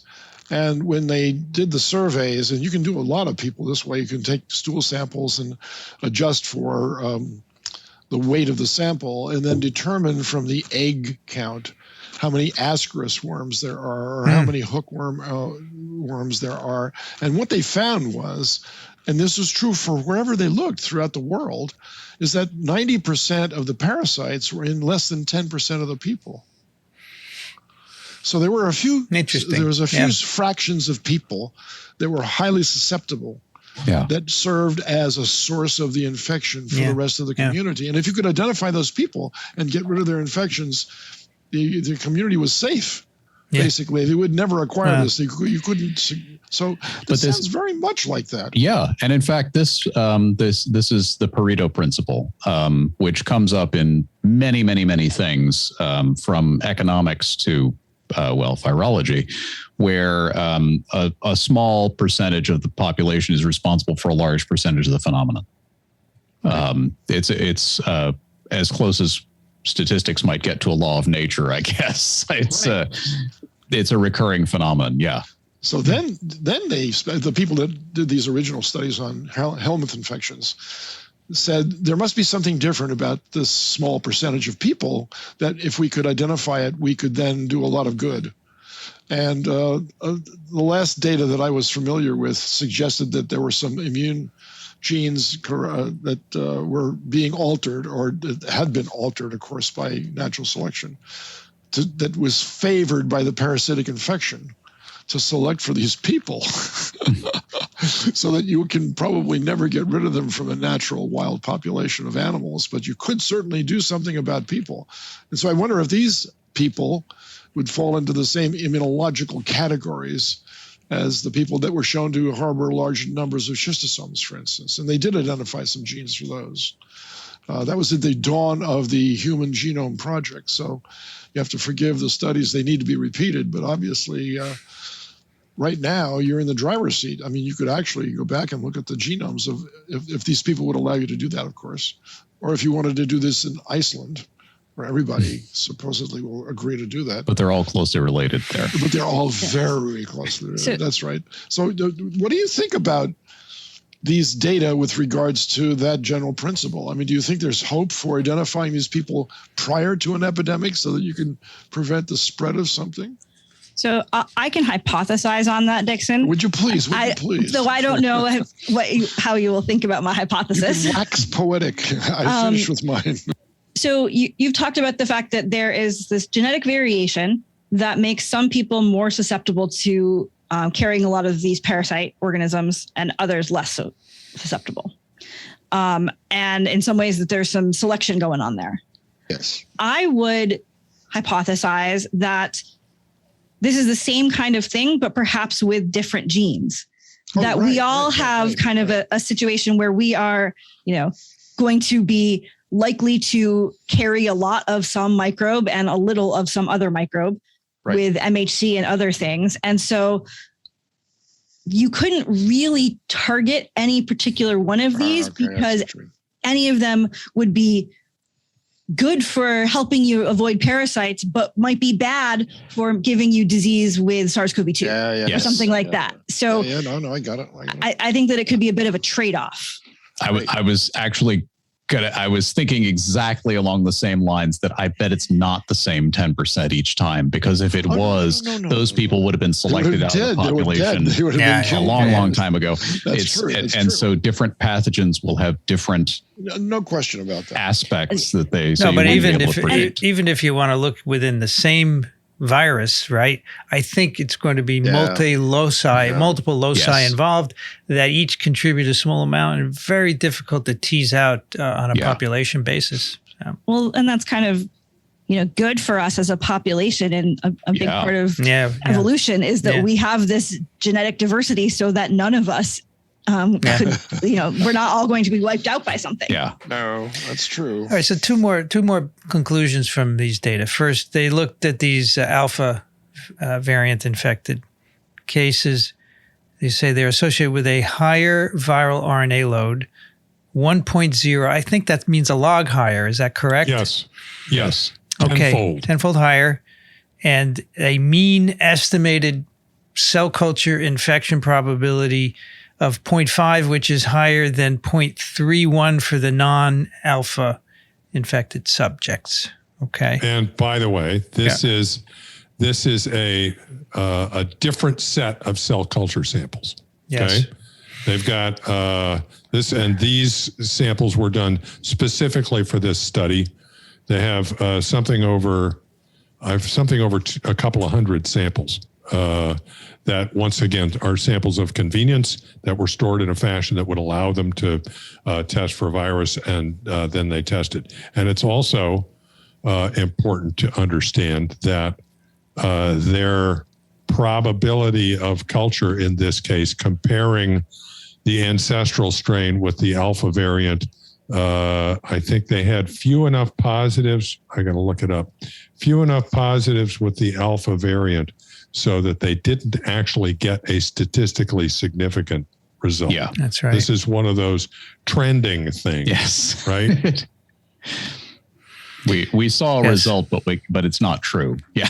But the other thing that I got out of this, and I'm interested in whether you got the same thing, is that there's not a linear correlation between the apparent increase in RNA and the ability to culture virus. Mm-hmm. Okay, there was a 10-fold difference that they could see in the amount of RNA but much less than a tenfold difference in the probability of culturing virus. Am I making sense? Yeah, I think that's right. Yeah. That's right. So that's important to me because we're seeing, people freaking out about Delta because somebody says there's 1,000 times more, they say virus, but they're talking about RNA in these samples. Yes, okay. yes. And the implication is those people are 1,000 times more infectious than with some other variant. But this paper tells us, no, there's not necessarily a one-to-one correlation. Not only that, but when did you isolate the RNA? Yes. Okay. That too. And I would say you'd have to do your calibration with Delta variant, not with ancestral virus as they've done here, right? So there's one sentence in the discussion that relates to these data on alpha that I want to read. They say, any impact of a change in viral RNA load on transmission will be highly dependent on context. Didn't Jeff Shaman just say that? Yes. So the large difference in estimated culture probability in our data is only a proxy indication of potentially higher transmissibility of alpha. So I think that's a great way of saying we're not sure what this means, right? Yeah. So then, and this was a discussion you had with Jeff too, the epidemiologist's version of what transmissibility means and the virologist's version of what transmissibility means. Of course. And of course. Here we're looking at a proxy for infectious viral load. And even if that's all perfectly correct and you do have a higher viral load with alpha, maybe you do, I would not consider that as a virologist. I would not consider that a transmissibility issue because it's not the virus getting from one host to the next. The virus is becoming more contagious. Yes, maybe. By increasing the load in a host, which is increasing the chances that it'll be in any particular droplet that person exhales. And I was wondering if we could maybe kind of promote the term contagiousness. Can epidemiologists and virologists agree on contagious to encompass all for what we would? Spread is good too. So Good, are you thinking good neutral term? Are you defining contagiousness, if I'm getting this right, as contagiousness is how likely you are to have virus come out? How likely you are to spread the virus to somebody else. See, because I also think there has to be a how likely is the virus to get in and be able to replicate piece to it. And so I think we're talking sometimes about virus coming out versus virus coming in. Right. I think a spread is probably a better term even than contagiousness because it's the broadest term to encompass fitness. Yeah, somehow transmission and contagion carry implications. They do. That are not in the data. Right. Right. Contagious also implies between. Okay. Yeah. I also think this is too nuanced for mass media consumption.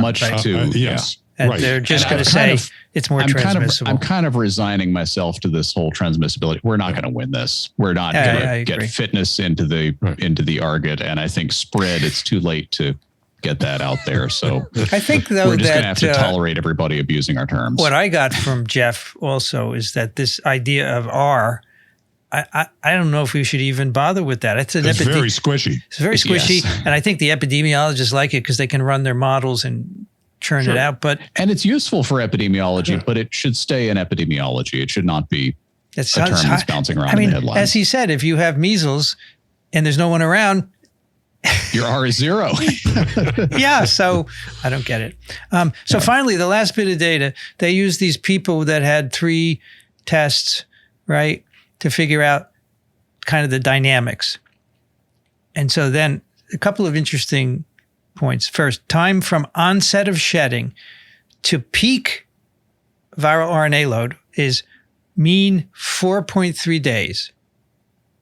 Okay? Time from onset of shedding to peak viral load of 4.3 days and mean peak viral load of 8.1 days, roughly, assuming we know when these people were infected. The PAMS were on average detected 5.1 days after peak viral load, 2.4 days before non-PAMS cases, which were on average detected 7.4 days after peak viral load. So the PAMS are a little more compressed, right? Right. And so overall, the rise from near zero to peak culture probability takes 1.8 days. It's pretty quick. From near zero to being able to infect the cell, that's over 1 million viral RNA copies, just 1.8 days. This is going quickly. Boom.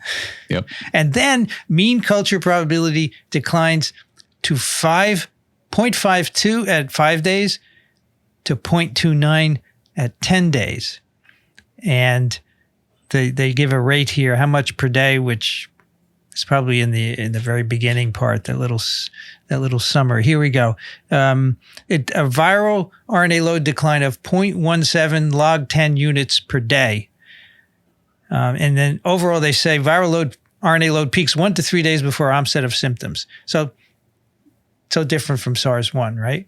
Yeah. So you're Very shedding different. And before you get any symptoms. This goes back to something that, was a little while ago when we were talking about quarantine lengths and how long should people have to shelter at home after they've tested positive.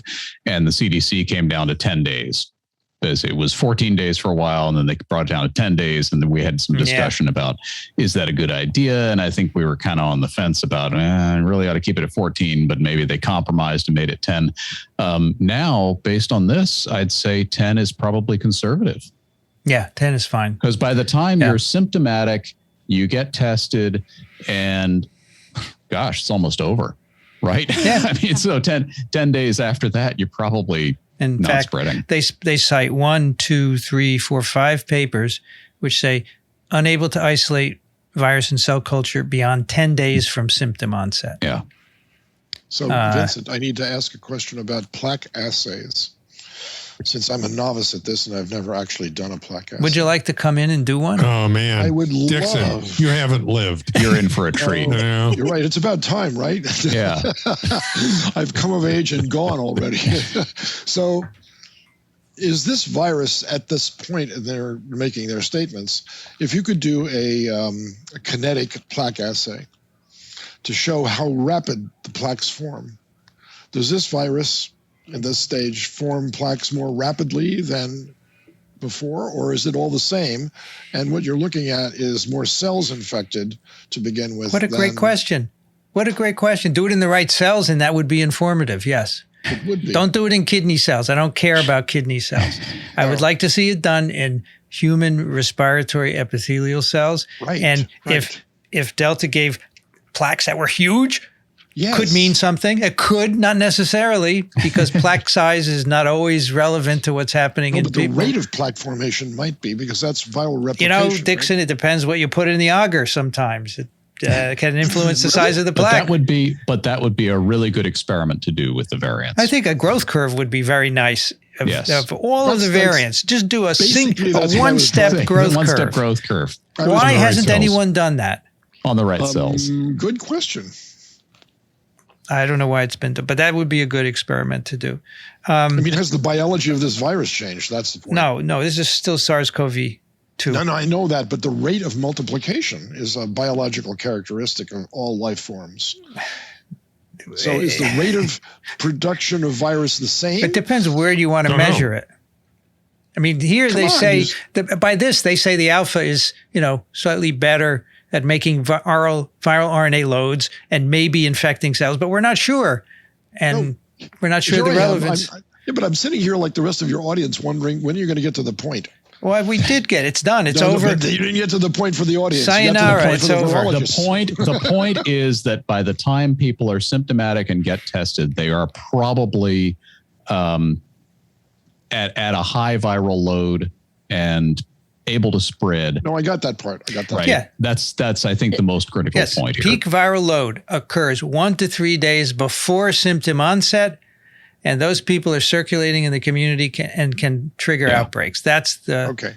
And I think the one other point that we pointed out that Rich pointed out really well is that the relationship between culturable virus and potentially virus that can transmit, and viral RNA is not the same throughout the time of the infection. Throughout the time. Yeah. Yes. And I think also the point that Brianne brought up, that the reason you see this Pareto distribution in this case may be because the virus, even in the best case, is only just barely clearing the hurdle to produce enough infectious virus to probably get to the next host. And that's the 10% of people who are going to go on to spread. And we don't know who those people are, and they don't know who they are. I have a couple of personal bottom lines from this. One is that this stuff is really hard to do. I knew you were going to say that. Okay. I knew it.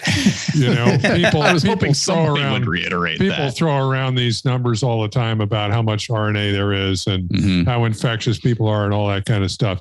And getting those numbers is really, really difficult, as exemplified by this paper. And when you're done, I still don't know, and I don't think anybody does know, how much virus any of these individuals is actually coughing out, and how far that's going, and how much a contact needs to take up in order to initiate an infection. And I don't know that we'll ever know that stuff. All you have is these various proxies. All right.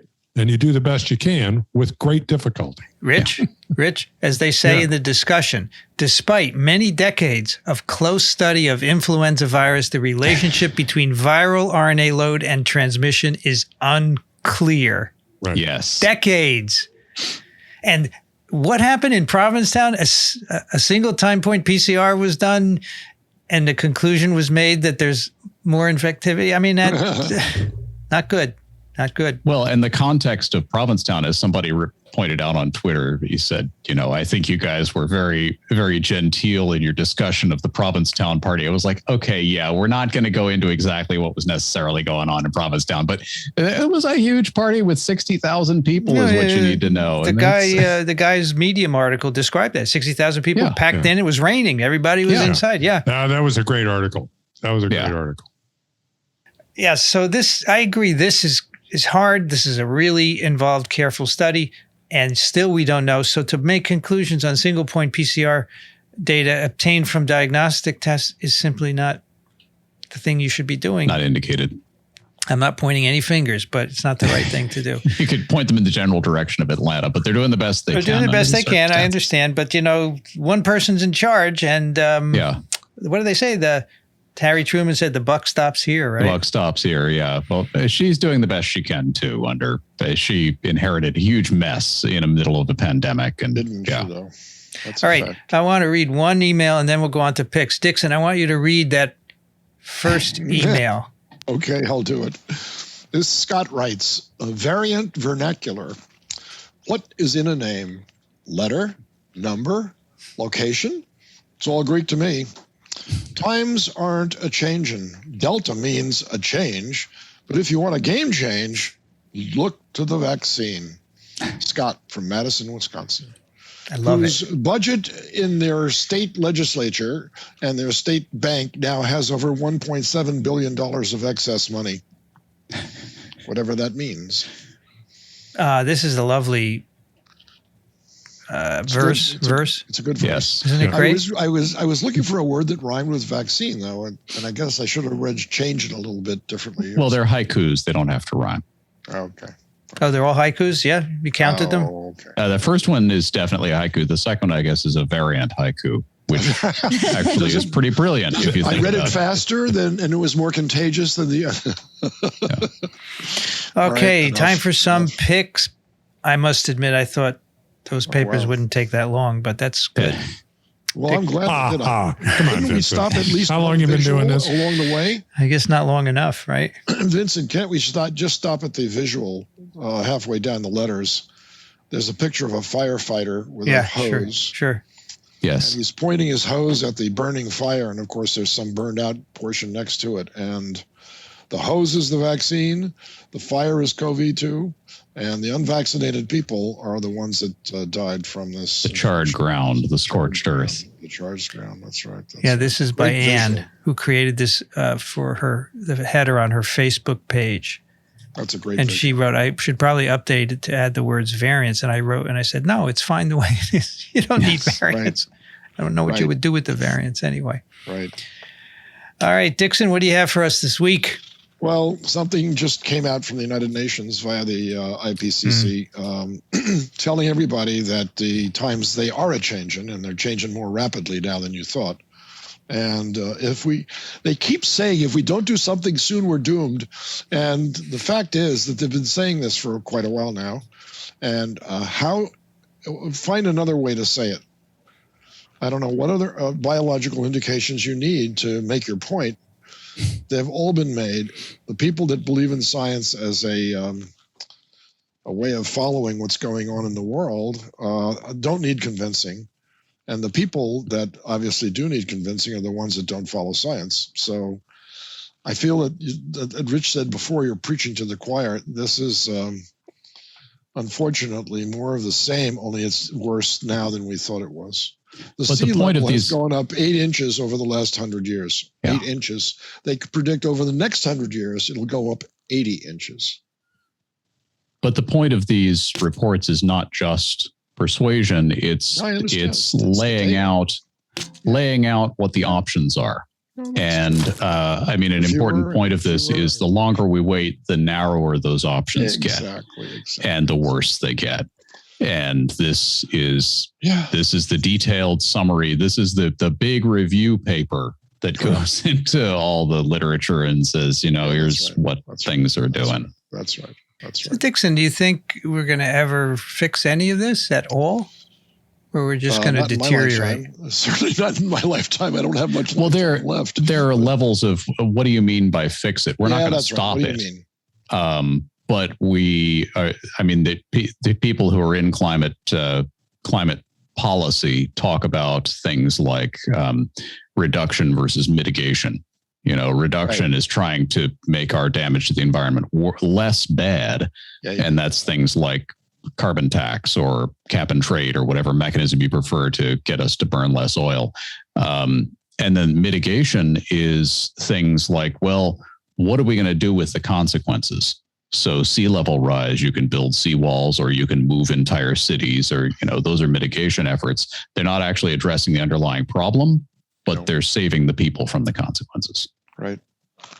The problem I see is that not every country is on board. And, in our country, it depends what the administration would like, right? There's some who don't want to do anything at the federal level and some who do. So it's like on and off. It's just not the way to address it. And it's sort of like public health. It's being used as a political tool, right? Hear, hear. One thing that is helping in this country is the Pentagon now takes this seriously. Oh. Why is that, Alan? Why do they take it seriously? They take it seriously because this is a massive security threat, both domestically and internationally. That's right. The Navy cares a lot about where the shoreline is. And just to start and how big the storms are going to get. And that's right. And then you've got all the geopolitical implications of island nations disappearing. And we've got our military is bigger than the next 15 largest militaries in the world. It's unprecedented in a global historical scale. So if something goes pear-shaped with some island nation that nobody in the US is thinking about, it's going to become our problem. Whether we initiate a response to it or get stuck with a response to it, it will always become our problem.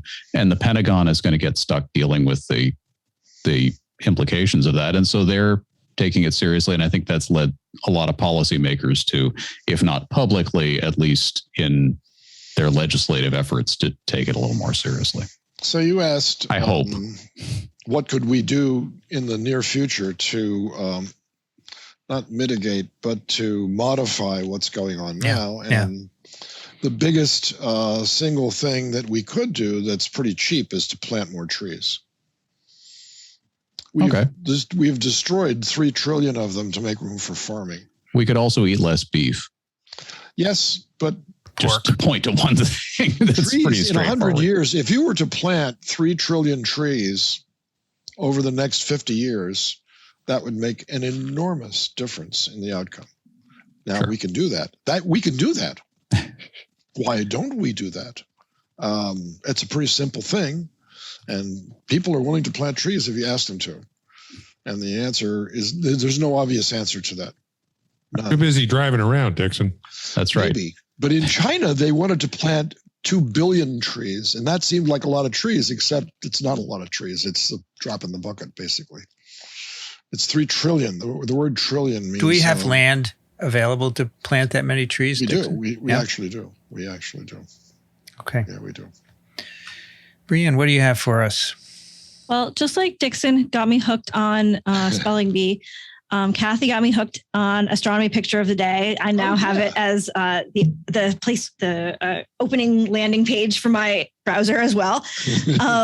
After she mentioned that, and this is today's, which is called a perfect spiral, and it's just this gorgeous picture of this galaxy that's a spiral galaxy, and it's just an absolutely perfect spiral. And it is. It's so great to see kind of that in nature.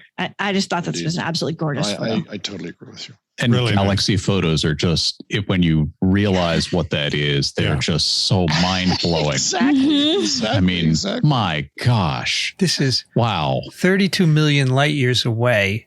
Yeah. And it's composed of 100 We're never going to get there. billion stars. Right in the middle is a very large black hole. Do you think there's anything living out there? Absolutely. I think there must be. You think they have viruses? 100 billion chances for it. 100 billion. Well, that's a lot of chances. If there is, then there's some viruses out there. Let's go study them. It's gotta be. It's gotta be. I just thought this was such a pretty picture. That's a gorgeous picture. It's fabulous. Rich, what do you have for us? I have a review article that was sent to me by our buddy Dave Evans at University of Edmonton in Alberta. And it is titled, let me get this. It just rolls off the tongue. COVID-19 false dichotomies and a comprehensive review of the evidence regarding public health, COVID-19 symptomology, SARS-CoV-2 transmission, mask wearing, and reinfection. And basically, it's hard to really get it out of the title, but this is a massive review from authors in Colombia, Canada, U.S., elsewhere, that examines 6 different what they call false dichotomies. So, for example, health and lives versus economy associated with SARS-CoV-2, health and lives versus economy and livelihoods. So, do we save people or do we save their jobs? Infinite lockdown versus unlimited reopening. Symptomatic versus asymptomatic severe infection. Droplet versus aerosol transmission. Okay. And there's a couple of others. These are all what they call false dichotomies set up that, result from sort of media and social media spin on everything coming out of SARS-CoV-2, where a common public perception is that it's either one way or another. And what they say is no. With all of these and all the other things, it's much more subtle than that. It's not black and white. It is shades of gray. And they have some really nice graphics to illustrate the dichotomies, to illustrate that it's shades of gray. They have a very simple table that describes the dichotomies in, sort of bullet points and gives a few references. And then they have an enormous discussion with a reference section that is 650 papers long. Yes. Okay. So that if you are ever confronted with having to explain to somebody in any kind of detail what the nuances are for any of these apparent dichotomies, all of the references are there. They got your nuance right here. They got, I think nuance is the most frequently used word in this article, nuance. And for that reason, it's going to be lost on most. Yeah, sure. Well, Absolutely. that and the length of it, but it is a very readable. I've not finished it, but it is a very readable paper for the size and scope of it, and it's open access. And I applaud their effort and the work that they did on this and the fight that they're fighting. And I wish them good luck. What I like is the having all the references there, because I face this all the time with people saying, this, that, and I think, well, I don't, I have my own ideas about what's going on, but based on the discussions that we've had, but I can't remember all the references or what were, the ones that really struck me, and this would be a good resource for that. Yeah. The only dichotomy that I can see that would be legitimate is to vaccinate or not to vaccinate. That's the one that's missing from this, because everybody knows the answer to that one. That's what I think, at least. I say thanks, Rich, for doing my course planning for me. Yes. I'm thinking we should Dave Evans. We should probably do a TWiV on this, where we explain each section in simplistic fashion. I like this here. Cigarette smoke has been mentioned as a proxy for infection risk. And then they say the possibility to smell a vapor while wearing an N95 can mislead healthcare workers into thinking their PPE is not effective because cigarette smoke is not the same, right? That's true. That's true. It's very good. All right. I'll take a look and see if we should do that. Okay, Alan, what do you have for us? I guess in a way this ties in a little bit with Dixon's pick, but that's not the reason I picked it. This is something from Make Magazine, which I've been subscribing to since they started publishing. Fun publication. And anyway, on their website, they do periodic profiles of people who make interesting stuff or, do related activities. And this is a profile of what is her name? Deborah Dawn, who's in Illinois. She teaches at a community college, and she teaches 3D printing and related technological things. And she gets a lot of her 3D printers and other equipment by going to auctions at Amazon return warehouses. Which is a whole part of the market ecosystem. I guess on some level, I must have known that this had to exist, but I never really thought about it. Amazon's massive. They ship tremendous quantities of stuff, and people get stuff and it's broken in shipping, or they can't figure out how to use it and they break it and they ship it back and Amazon refunds the money. Everybody forgets about that item.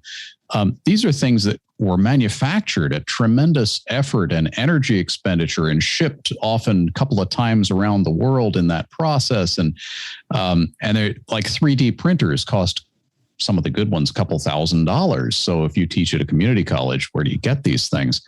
She goes and she buys up the broken ones, the so-called broken ones, fixes them.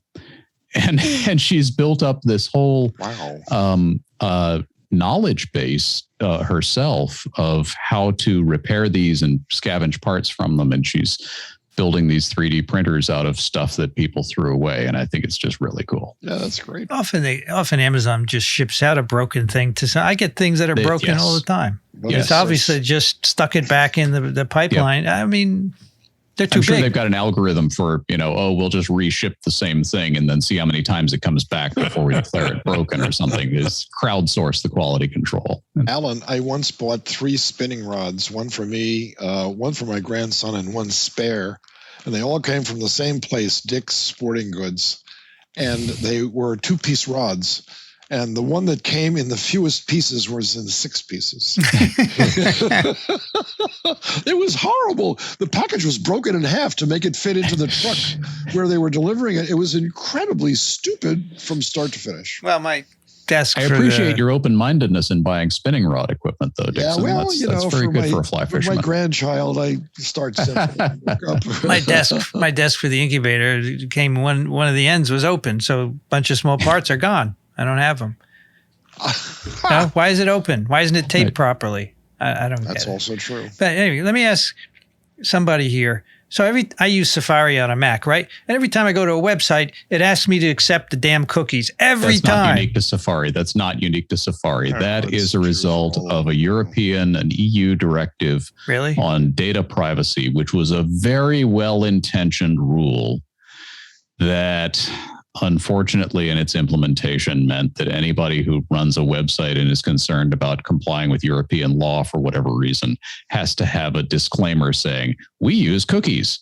That's why you've got all these There's nothing things. I can do to stop it.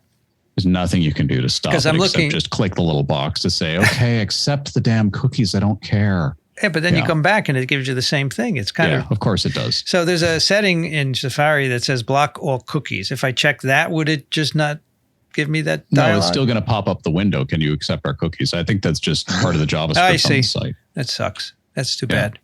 I finally, after like a year, And if you block all cookies, the whole internet's going to break anyway. Exactly. Yeah. Exactly. Can I just block the Oreos? Right. Who would want a life without cookies? Without cookies, right? right. No, browser cookies. It's a totally different thing. All right. Take the My pick is the MKBHD Studio Tour. So who is MKBHD? Marcus Brownlee, who has a channel on YouTube, and he's got 15 million subscribers. He's one of the most popular, not the most, but very high up there. And I've been following him for many years. He was actually a student at Stevens Tech. Your kid went. He overlapped with our older son there. And my older son said he used to see him play Frisbee. He's a competitive Frisbee player. How cool. How cool. I said, well, can you go and tell him that your dad has a YouTube channel? He said, no. He said, no, I'm not doing that for you. Okay. After all the money I've paid for college, you're not going to do that? Anyway, Exactly. He has risen from making videos in his dorm room to now he has a studio in Kearney, New Jersey, which is gorgeous, and which he highlights in this video. It's a beautiful space with high windows and so this is a tour of it where you can see some of the things that I would love to have and other things I don't need. Like he's got these robots that hold phones and you can program them, to bring them into a camera at a very, in a very smooth way. Yeah, it's just incredible. These robots are like $100,000 each. I think they put a camera on the robot and then they can, swirl make a really cool 5-second. Right. And he goes through that. And anyway, it's got some very cool aspects. I actually have always envied his studios. He's had a series of bigger and bigger ones. And so he's in New Jersey where the rents are much cheaper and probably where I should have gone, but it's not easy to get people to go out there if they're in Manhattan. So I thought we should have so we have a smaller space with fewer windows. But take a look. It's very cool. And the rent is too damn high. Always. Well, it's high, but it's not as high as it was pre-pandemic because there's a lot of empty space, right? But that was just a reference to a political campaign from a few years ago. Okay, but the space, his space simplicity. is just beautiful. Take a look at it. Yours will be too. No, I'm not envious. I'm just saying. You are envious, and that's fine. I get tips. Well, you can only be envious if you could possibly achieve something. No. Oh, I don't know about that. Yeah, you think not? I get tips from him. For example, his rising desk was from fully.com. So as soon as I saw it, I ordered it because I said if it's good enough for him, and they have one where the top is a whiteboard. Because he said we like to stand around and I was just looking at that. That's a great idea. That's a neat idea. Brainstorm. It's a high desk and you can have 10 people. Great idea. That's a great idea. Right? Isn't that cool? That's very cool. So I ordered a fully desk on the train after watching it came, and that's what I have. It's very nice. So Terrific. It's just he has interviewed Bill Gates and Satya Nadella and Will Smith, the actor. So he gets Teslas to review all the time. I sent Rich a Tesla review that he did some time ago. He reviews phones and stuff. Same guy, huh? Yeah, but I like I like his style. If you look at one of his reviews, he's sitting there and he's calmly telling you what he likes, what he doesn't like. I really like his style, and I guess a lot of people do. So this video was posted 2.5 weeks ago, and it's got 2.6 million views. Yeah. Oh. Yeah, most of his go much higher than that. And I always ask, what do I have to do to get a million views, and people say, well, you're too complicated. So you've got to review cell phones. You've got to, he's appealing to a mass audience and he's found it. That's awesome. Cell phone reviews and other tech reviews. I mean, I don't want to do that. I'm not interested. No. I want to. No, this is a niche show, and it always will be. But if the niche is big enough to support the show, then that's all you need. Yeah. All right. TWiV epitope 794. Show notes at microbe.tv. I'll stop that at some point. Sorry. Microbe.tv/TWiV. Send your questions and comments to TWiV at microbe.tv. If you like what we do, you'd like to support the incubator, microbe.tv/contribute. Dixon Despommier is at Racaniello.org, thelivingriver.com. Thank you, Dixon. You're welcome. Again, very informative, very entertaining, and I'm going to think a lot about the stuff that we talked about today, especially a kinetic plaque assay. I like that idea. There are some people who really enjoy this. They say, I learn a lot, and you're somewhat entertaining, and you have a good chemistry. We do. So obviously, we do. There's a certain number of those people that appreciate. You should feel lucky because there are so many people that hate their jobs. So many. And I don't think any of us ever fell into that category. Well, I never viewed it as a job. That probably helps. That's the trick. That is the secret. It's what I like to do. And I am lucky that I've found something that for sure. It is a passion. Rich Condit, Emeritus Professor, University of Florida, Gainesville. He is currently in Austin, Texas. Thank you, Rich. Sure enough. Always a good time. Alan Dove is at alandove.com. He is Alan Dove on Twitter. Thanks, Alan. Thank you. It's always a pleasure. Brianne Barker's at Drew University, BioProf Barker on Twitter. Thanks, Brianne. Thanks. It was great to be here. I'm Vincent Racaniello. You can find me at virology.ws. I'd like to thank the American Society for Virology and the American Society for Microbiology for their support of TWiV and Ronald Jenkins for the music. This episode of TWiV was recorded, edited, and posted by me, Vincent Racaniello. You've been listening to This Week in Virology. Thanks for joining us. We'll be back next week. Another TWiV is viral.